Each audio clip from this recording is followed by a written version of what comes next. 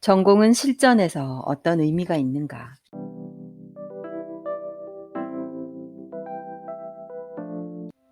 대기업이든 중소기업이든 간에 신입사원이 대학에서 뭔가를 전공하였다고 해서 그 분야의 일을 잘할 것이라고 믿는 것은 절대 아니다.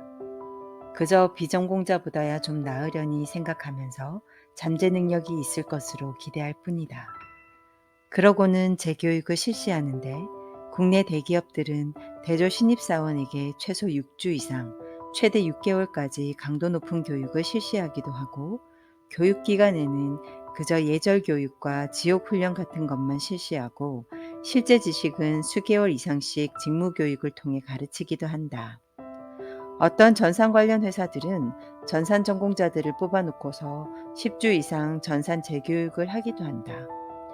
어느 조사에 의하면 중견기업 이상에 입사한 422명의 대졸 신입사원 중 무려 65.4%가 대학에서 배운 지식 및 기술의 수준과 실제 기업 현장에서 요구되는 수준 사이에 커다란 차이가 있음을 알게 되었다고 하였다. 기업 입장에서 볼 때는 전공 졸업자들을 데려와도 당장은 별 도움이 안 되고 오히려 시간과 돈을 투자하고 기다려야 하므로 점점 더 신입사원을 채용하기를 꺼려하고 경력자 위주로 인사정책을 펴게 된다.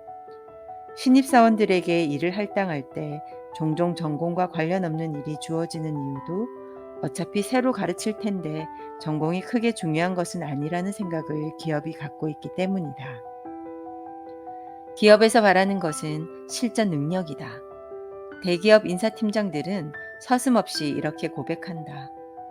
10년 전 교과서의 지식을 배워오는 국내 대졸자보다는 실전 교육을 받은 해외 출신을 선호할 수밖에 없다. 이런 견지에서 볼 때 최근 일부 전문대에서 기업이 주문하는 교육 과정을 실시하는 것은 아주 바람직하다. 그런 곳을 졸업하면 취직이 거의 100% 보장된다. 내가 제일 답답하게 생각하는 사람들은 이 세상에서 뭔가를 능숙하게 잘하려면 그것을 전공하였어야 한다고 믿는 자들이다. 이를테면 사업을 하려면 경영학과를 나와야 하는 것으로 안다. 대기업에 들어가려면 그런 식의 생각이 틀린 것은 아니지만 의사나 약사같이 어떤 면허증이 필요한 특정 전문직을 제외하고는 실제로 일을 수행하는데 전공은 큰 의미를 주지 못하는 경우가 더 많다. 무역을 예로 들어 구체적으로 설명하여 보자. 무역이란 무엇인가? 무엇인가를 해외에서 사오거나 해외로 파는 것이다. 따라서 첫째, 우선은 상품을 보는 눈을 갖추고 시장 상황을 알아야 할 것이다. 이런 것은 전공학과에서 배우는 것이 아니다. 학교는 과거에 일어난 일을 반추하고 현재와 미래의 변화를 굵게 예측하여 볼 수는 있어도 구체적으로 무엇이 돈이 되는지는 가르쳐 주지 못한다. 둘째, 의사소통에 문제가 없어야 한다. 외국어 능력이 탁월하여야 한다는 말이다.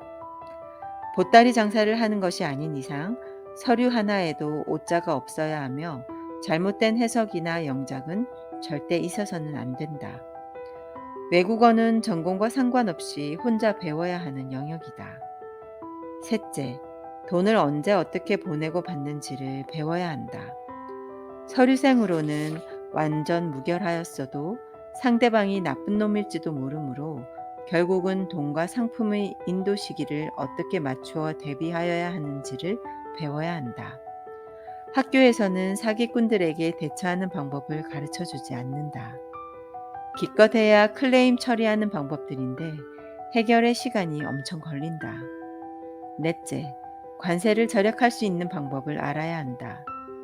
남미에 국산 화장품을 수출하는 친구가 내게 상대국의 관세 문제로 전화를 하였을 때 내가 제안한 방법은 화장품 내용물은 수입업자 A에게 보내고 케이스는 수입업자 B에게 보내면 경쟁자들보다 관세 이득을 얻을 수 있다는 것이었다.